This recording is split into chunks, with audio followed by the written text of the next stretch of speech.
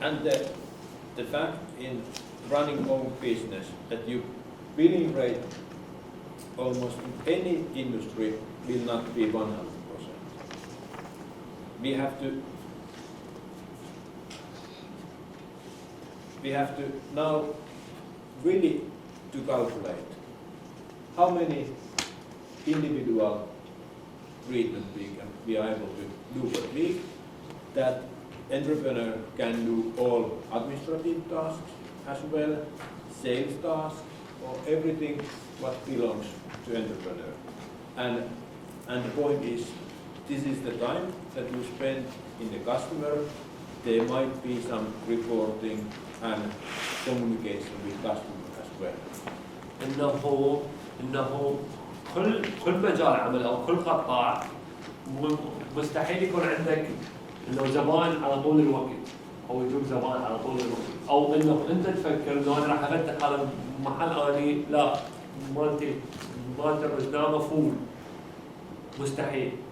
لانه هذا انه انت اول شيء انه انت تسوي العلاج، ولكن بنفس الوقت لازم تسوي الحسابات، لازم تسوي التسويق، لازم تسوي الضريبه، تسوي معاشك الى اخره الى اخره. فهاي لازم تدخل اي فانت لازم انه تحسب حساب الساعات الاداريه همات اللي تقضيها حتى تبقي الشغل شغال.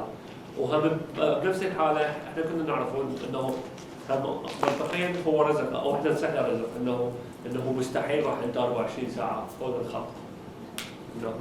So in this example, it could be possible that the entrepreneur is able to make 2 visits in 2 days and 1 visit in 3 days, like 7 visits per week. That could be possible. It's between 6 and 7 visits per week. I have been running this example with social healthcare students, and they are saying that 6 to 7 visits that you can do as an employee. انه بهذا المثال لان هو هذا يعني هذا القرار او هذا الرقم يجي من الخبره بالمجال اللي انت فاتح شغل به. يعني انه بهذا المثال من الممكن ومن الطبيعي انه in 2 weeks in 1 week in 1 week انه من هذا المجال فمن الطبيعي انه تسوي 6 إلى 7 رحلات عمل، اقصد رحلات العمل رحلات علاجيه او تنطي علاج بالاسبوع. يعني انه تسوي زيارتين كل يومين وتسوي زياره كل 3 أيام، يعني زياره شلون؟ يعني اول يومين بالاسبوع 2 و3 رحلتين علاجيه، اوكي؟ بعدها اربعاء وخميس وجمعه على وحده. فانه بالتالي يصير يعني 5 6 7 يعني انه هيك يعني بين هذا المعدل مستحيل انه يتجاوز هنا. وهذا المثال انه وجدت من خلال الخبره انه هذا المثال سواه ويا طلاب شلون نقول طلاب جامعه اللي هم من هذا المجال الصحي، فكلهم قالوا انه مستحيل تقدر تغطي اكثر من هذا التكاليف، تجيك اوردرات اكثر من هذا الرقم. So let's calculate now with 7. انه خلينا نروح ويا شلون نقول ويا 7 ويا الرقم الاعلى. 7 visits per week, and then we have to start thinking how many weeks we can work per year, or how many weeks employee works per year. انه وهسه راح نجي انه عدد الاسابيع، هاي سويت 7 رحلات عمل بالاسبوع. هسه نجي نسال انه ايش قد الموظف ممكن كم اسبوع ممكن الموظف انه يشتغل. لانه تتعامل حالك حال موظف، يعني لازم تاخذ عطله، عندك العطله الاسبوعيه الى اخره. So I would say that in average each employee works max 45 weeks, because you have 5 weeks holiday and then you have the public holidays, Christmas, New Year's Eve, Midsummer, all these things. I would say that the 45 weeks is the really Maximum. Sorry? Maximum 45. Yes. If you don't have any sick leaves. Yes. انه هو هنا المعدل الطبيعي الاسابيع او معدل الاسابيع الطبيعي اللي يشتغلوه الموظفين في فنلندا هو 45 اسبوع. 5 اسابيع عندك عطله وتحل حقك العطل شلون نقول العطل الحكوميه او الاعياد او الى اخره. العطل الوطنيه هم فيعني معدلا يشتغل الشخص او العامل في فنلندا 45 اسبوع فقط من السنه. So basically altogether 350 visits per year. This is your capacity. And based on your capacity, you are counting the price. Is this the maximum This is capacity? the maximum. Like if the one he want to kick his butt, like Yes. to work as hard as. Yes, and in the real life, of course, you don't do 350, but you are securing that this product is priced correctly. فانه بالسنه قدرتك انه تسوي 315 رحله علاجيه وهي عدد الساعات اللي حكيناها وهي الامور كلها اللي حكيناها فقدرتك تسويها 315 فقط.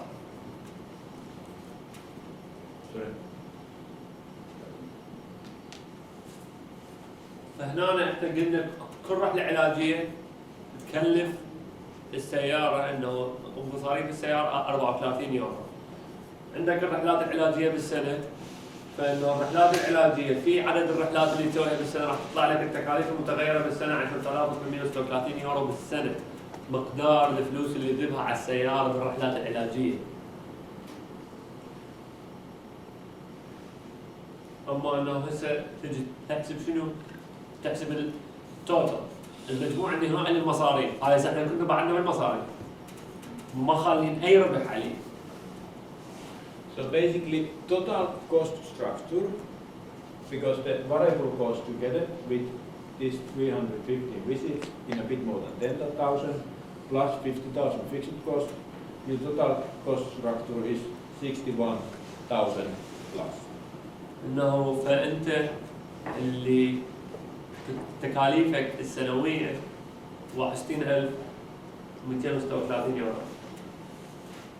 And based on these parameters, visits per year and total cost structure, we are able to calculate the own cost price. How much it costs with these parameters to produce one visit. انه بهاي الارقام اللي عندنا راح نقدر نطلع ويا عدد الرحلات السنويه ويا التكاليف ويا التكاليف السنويه ونقسمهن راح يطلع لنا التكلفه للرحله العلاجيه الواحده. لان انت عندك 315 رحله علاجيه بالسنه تقدر تسوي والرحلات العلاجيه تكلفك 61,000 يورو. تقسيم الرحلات العلاجيه على التكاليف راح يطلع لك التكلفه للرحله العلاجيه الوحده. So basically the own cost structure per 4 hours visit is 194.4 euros. فالتكلفة للرحلة العلاجية للأربع ساعات هي 194.4 يورو. So basically it means that this cost structure you will earn this 2,500 euros as an entrepreneur with this billing rate. So basically the price per hour is approximately 50 euros, the own cost structure. فإنه بهاي الحالة أنت بس قاعد تغطي التكاليف. فيعني أنت بهذا الرقم إنه تقريبا ساعتك تكون 50 يورو. دور فلوسه ماكو ربح يعني. لا هسه ماكو ربح. بس تغطي التكاليف. So after that, in the why to run the business is that you earn a bit more. So it's so-called entrepreneur reward.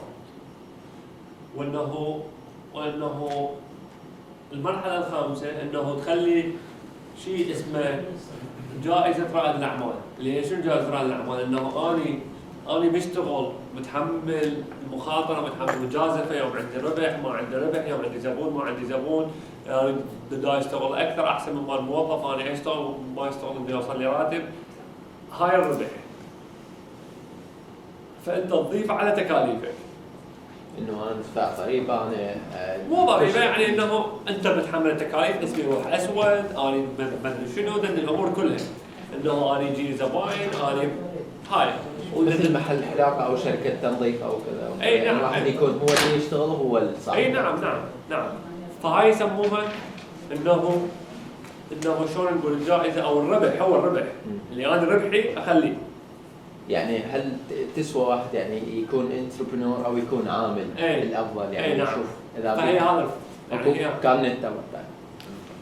So basically, I would say that if we see just basic accounting, if company makes 15% profit, is reasonable profit already. So we can calculate this price like with 15% profit. So it means that we divide this price 0.85. Then you have 15% profit inside the price. Again, this like this 85. I need to explain. انه هنا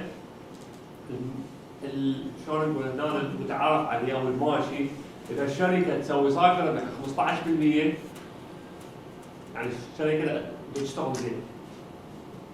فانه حق تقديم التطوير والتوسعه وما ادري شنو الى اخره. فهنا بهذا المثال راح نمشي على المتعارف عليه، يعني ما نقول انه انت راح تشتغل. فاذا كانت نسبه الربح 85%، 15% فتقسم التكاليف على 85%. ليش؟ انه 15 انت صافي الربح، فانت لازم يجيك 85 يلا تغطي ال 15 يلا يجيك الربح. فهمت؟ اذا 10% انا اريد صافي الربح لازم اقسم على 90. اذا اريد 5% 95 والى اخره. Okay? So basically, this is now the 4-hour price with this small reward, 15% reward. And after that comes the IVA. فانه هاي تقسيم 85 اللي هو حتى نطلع صافي ربح 15 يطلع لك 228.70 اللي هي انت قبل الضريبه.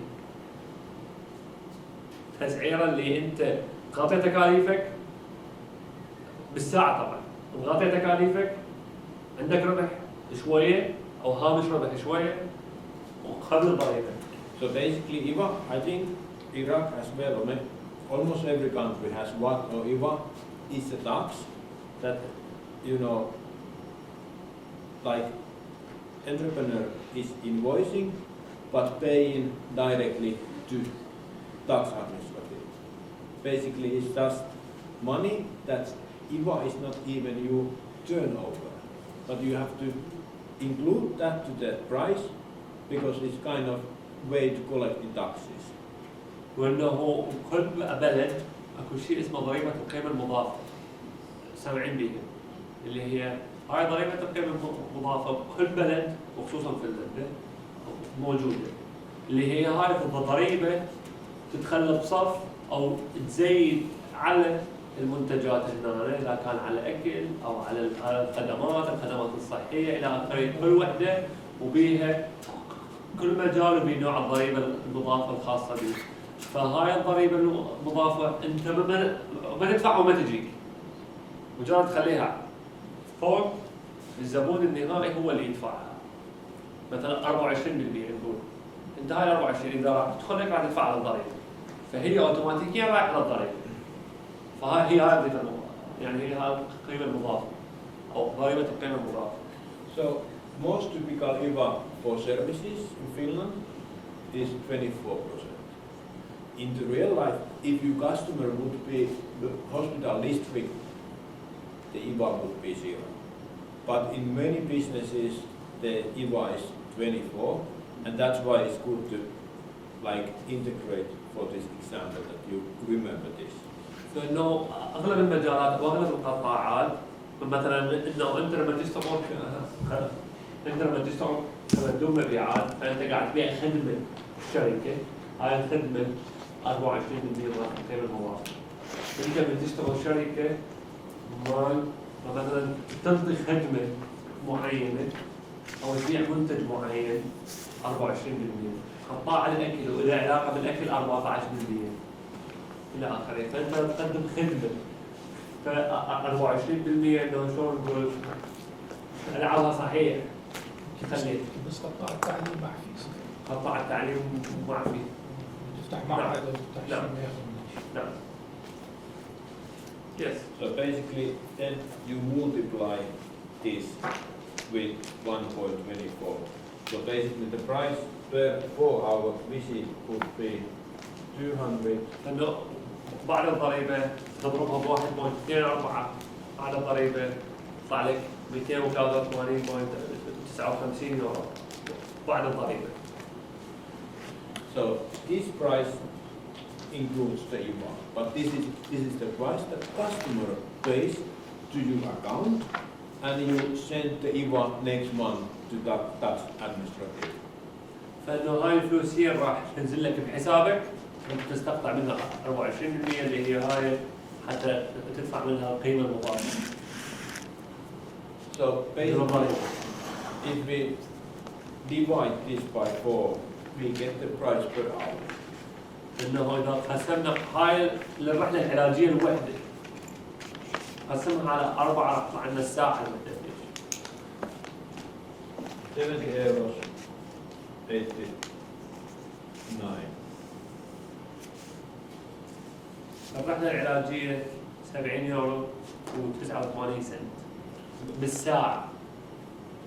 In B2B business, you can of course reduct the IVA, but for example, this is the, or you invoice in price plus IVA, is normal. But for example, if you go to hairdresser pays the IVA. It goes 24% on the top, which includes the price. But basically, with this parameter, this billing rate, the end customer price should be 70 euros. انه بهاي المعطيات يعني انه هنا حسب قانون الضريبه اذا انت سويت شغل بين شركه وشركه الضريبه انت راح تزيدها للشركه والشركه راح تدفع على الضريبه وراح ترجعها، ولكن اذا الشركه تبيع للزبون الضريبه لازم تحسبها على شلون نقول انه تخليها من ضمن السعر، والشركه نفسها اللي انت شغال بيها لازم تدفع القيمه المضافه للضريبه. يعني مثلا انه انت فتت محل اسواق، اني اشتريت اكل بالمحل اسواق، هذا السعر اشتريت شيء ب 10 يورو، هاي ال 10 يورو من راح اخذ الوصل راح تقرا لي جوا وهو سعره تقريبا 8.6 يورو بلس ال 14% مال الضريبه صار 10 يورو. هاي لازم تحسب، فانه ابو المحل الاكل لازم يدفع مو اخذ ال 10 يورو لازم يدفع ال 14%، ولكن الشركات لما انا اشتغل بين شركه وشركه انا راح اشرج خدماتي ال 24% وهو راح يشرج غيري 24%، فراح انه بمعنى يعني حتصير مداوم. اوكي؟ ولكن انه انت في هذا المجال دقيقه، لكن انت في هذا المجال قاعد تبيع الزبون نهائي، فاكيد لازم تستقطع ال 24% حتى ترجع تستقطعها وتوديها للضريبه. عندنا سؤال؟ هي رحله علاجيه، بس هو قال الرحله العلاجيه من ضمنها الساعه مال الطريق صح 5، ف 283 اعتقد لازم نقسمها على 5 مو على 4. احنا هنا بهاي الحاله ما حسبناها على 5 لان قلنا لو نريد نحسبها على 5 فيعني لازم نحسب حساب المصرف اللي نكون احنا بيه خارج المكتب اللي احنا حكينا عليها 12 يورو باليوم، ولكن بهاي الحاله احنا ما حسبناها. بس اذا هي الساعه واحده ما حتكون 12 ساعه خارج المكتب باليوم. لانه احنا حكينا انه قلنا انه تقريبا انه كل رحله تستغرق ساعه. نعم. ساعة في 7 رحلات. 7 ساعات فصال كل اسبوع يوم كامل. نعم. إنه she's saying it's or she's asking that whenever we agreed in the beginning that the 4 hours treatment, Yeah. but also there is 1 hour of the traveling. So should we divide it on 5 or by 5 instead of 4 or what? Well, it's a good question. Are you dividing 4 or 5? This is very good point. But basically, the customer pays for 4 hours. That's the point. That we are basically calculating the price what customer is paying. Yeah, But it's a good question. but we should account it with the cost, the 1 hour It's inside here the cost. inside. Yes. Yes. It's basically this year. We estimate how many visits we can do. انه كان السؤال انه هل نقسمها على 4 لو نقسمها على 5 فانه سؤال مهم. انت تقدر تقسمها على 4 وتقدر تقسمها على 5 ولكن الزبون دافع على 4 ساعات ما يدفع على 5 ساعات لانه هو كاتب لك انه انا ما علي رحلتك ايش قد 2 3 4 انا ما علي إذا سيارتك أنت تسوق سريع ما عليه أنا أدفع لك 4 ساعات علاجية فقط اللي هو مثل ما أنت رايح للعمل إنه أنا أشتغل موظف الدوام يبدي الساعة 8 لحد 4 الشركة هم ما عليهم أنا أطلع من بيتي ساعة بال6 ولكن أنت كرائد أعمال تحسبها فهي هنا مو محسوبة على 315 لما حسبناها. Remember the previous slide. Price is set by market, the cost defines the lower limit. So basically, now we are calculating this lower limit. You know, we set our parameters, 2,500 euros per month, and the travel, and the 700 euros per month. These are our cost structure, and we estimate that this is our capacity. This is our capacity that we are able to do if we compare our task as an employee task. Because this is the right parameter to compare, that you don't underprice you. And based on these parameters, we got this, basically, this around 200. So basically, if your cost structure, or if your price for customer goes less than 50 euros, you can start asking question, does it make sense with these parameters? We always have to go back to the parameters as well, and like define, asking, are they right parameters? But we set those parameters. انه هن بالسلايد القبله انه السعر يحدد السوق ويحدد الحد الادنى، السعر الاعلى يحدد السوق والحد الادنى يحدد التكاليف اللي انت ما تقدر تبيع اقل من التكلفه انت راح تبيع بالخساره.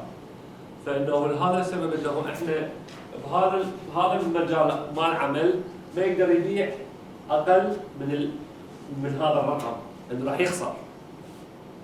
فانه لازم انه تتذكر انه انت تحسب حساب شغلك حتى لو انت كنت رائد اعمال راح تحسب حساب شغلك انه انت كانما موظف حتى لو انت كنت رائد اعمال. So basically, in this example, I want to show you why you shouldn't offer your services with less than 50 euros or 40 euros. Because if you offer your services with 30 euros, it may lead you in the position that your actual salary is 1,000 euros per month.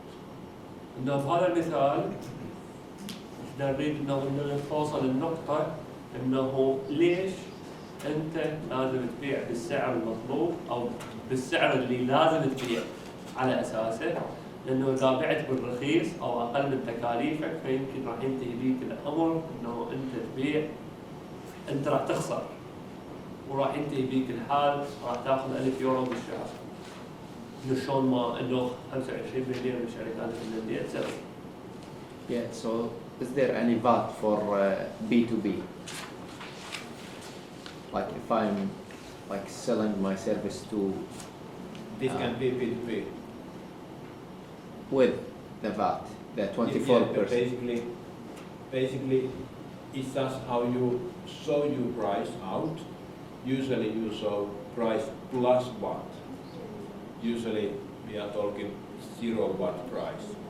But for customer, you always show the price with VAT. In case of B2C, Yeah, in plus the 24. No, but B2B. No, in B2B, it's usually like that was the B2B plus what? Usually you are showing that way, that there is the, two line in your invoice. But in customer, you always show the with what, because customer anyway pays that. كان السؤال انه اذا كان الشغل هو بي تو بي، اقصد بي تو بي هو من شركه لشركه وبي تو سي هو من شركه كاستمر. فاذا كان زبون انه اذا كان المبيع من شركه لشركه فيكون التعامل وياها هذا الرقم لما ندز فاتوره، لانه طلع ندز فاتوره من الشركه يكون هذا الرقم وتشوفهم زائدا 24%. يعني ما تعطيهم المجموع الكلي، تعطيهم 24%. هذا الدارج طبعا تقدر تدز هذا الرقم، ولكن الدارج المتعارف عليه انه تعطي هذا الرقم ووراها تخلي جوا سطر ثاني 24% اللي هو الفي اي تي، القيمه المضافه، هذا مبلغ يطلع السعر النهائي. اما للزبون لما انت قاعد تبيع للزبون مباشره تشوفوا هذا الرقم ووراها كل السعر، شلون نقول، السعر قبل الضريبه ويطلع لك السعر النهائي. هسه اذا تشوف انت اي وصل من اي محل، انت بالبدايه راح يطلع لك السعر النهائي اللي انت تدفعه، وورا جوا اكو هاي السوالف اللي هاي، فانه هاي السعر قبل الضريبه هيك يصير بالناعم، السعر قبل الضريبه بالضريبه، فهذا المطلوب منك انه لازم تسويه. So basically, these steps is good to remember when you are counting your own price for your services or your competence. فانه هاي الخطوات اللي لازم تخليها بالحسبان لما انت تبيع خدمتك او منتجك لاي زبون كان، حتى لا تبيع بالرخيص وانت في الحال تبيع. For example, this week I had one coaching session for one of our student entrepreneurs who had just established a business for photography. انه هذا الاسبوع انطى استشاره طالب اعراض اعمال عنده شغل بالتصوير. So in the previous session, I was asking his price per hour, and he told that I'm selling my photography services with 50 euros per hour, including VAT. And then we, you can translate.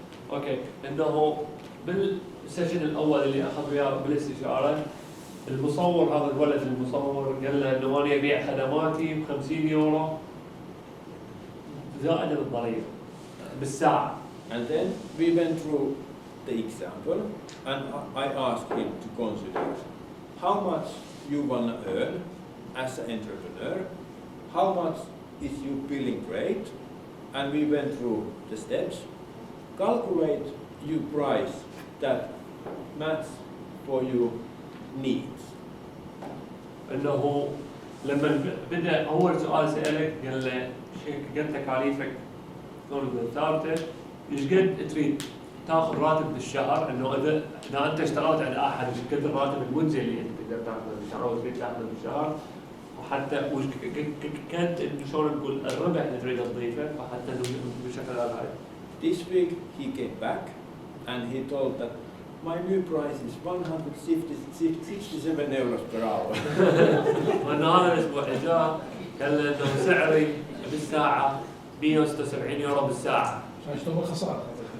كان 50 يورو يبيع بالساعه، هسه يشتغل 176 يورو بالساعه لانه اخذ ذني كلهم بالحسبان. So I told them, well, you are on the right track, but let's consider the packaging of your pricing. فانه هسه بدا يبيع كلش عالي لانه خلى راتبه يروح 4000 يورو بالشهر او 3000 يورو بالشهر وعنده مخطط لانه قال له اوكي انه انت انه بالشيء الصحيح اللي انت قاعد تحمل فلوس انه قاعد تنطر روحك شيء مجزي ولكن خلي باكجينج انه خلي يعني رتبها استنادا للسوق حتى تكون مقبوله لان انت مثل ما احنا قلنا التكاليف هي اللي تحدد الحد الادنى والدارج بالسوق هو اللي يحدد السعر الاعلى.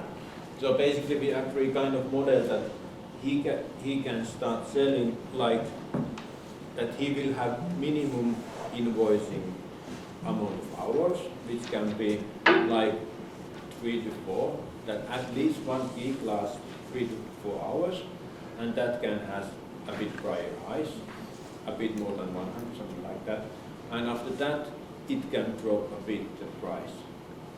The point is that you have to start thinking how much you earn per assignment, per customer. فانه توصلوا الى اتفاق انه هو يعني شلون انه وصلوا الى شيء انه وسطي، ممكن تكون الرحلات العمل او مو رحلات العمل، الجلسات التصويريه اللي تستغرق اكثر من 3 ساعات ممكن يكون سعرها اغلى، اللي الجلسات اللي هاي ساعه ساعتين ممكن يكون اقل الى اخره الى اخره. Well, I would have had same kind of example for pricing a product, but now we don't have to go time to go through this. But انه كان المفترض انه ناخذ مثال ثاني انه شلون تسعر منتج كمندوب مبيعات، ولكن انه بذاك الوقت ما راح نقدر نتطرق له، ولكن هو نفس المنطق او شلون نقول نفس اللوجيك اللي ذكرناه سابقا، والمثال موجود مترجم يمكن بالعربي يعني. But in the pricing a product, we have to remember that the most critical thing is your sales margin. انه في شغل رياده الاعمال لازم اهم شيء بالتسعير لازم هامش الربح. شوف انت قد المفروض هامش الربح اللي يفيدك قد النسبه. So basically, in the example, we calculate same way the cost structure. Like in this example, it was like 91,000 euros per year for one guy sales agent company. انه هذا المثال انه نقول انه بالسنه مندوب المبيعات نقول مالت التكاليف 91,000 يورو 605. And basically, depending on your sales margin, your needed turnover is either 152,000 to 458,000. So this is how much your sales budget should be depending on sales margin. وانه بناء الى هامش الربح مش قد النسبه اللي انت تريد تسويها هامش ربح اللي هي انت تحدد النسبه طبعا. وبالكولوم الثالث اللي هو بالعمود الثالث راح تشوف ايش قد لازم تبيع حتى تطلع هاي التكاليف. يعني اذا كان هامش الربح مالتك 20% فقط، اذا تبيع 4,400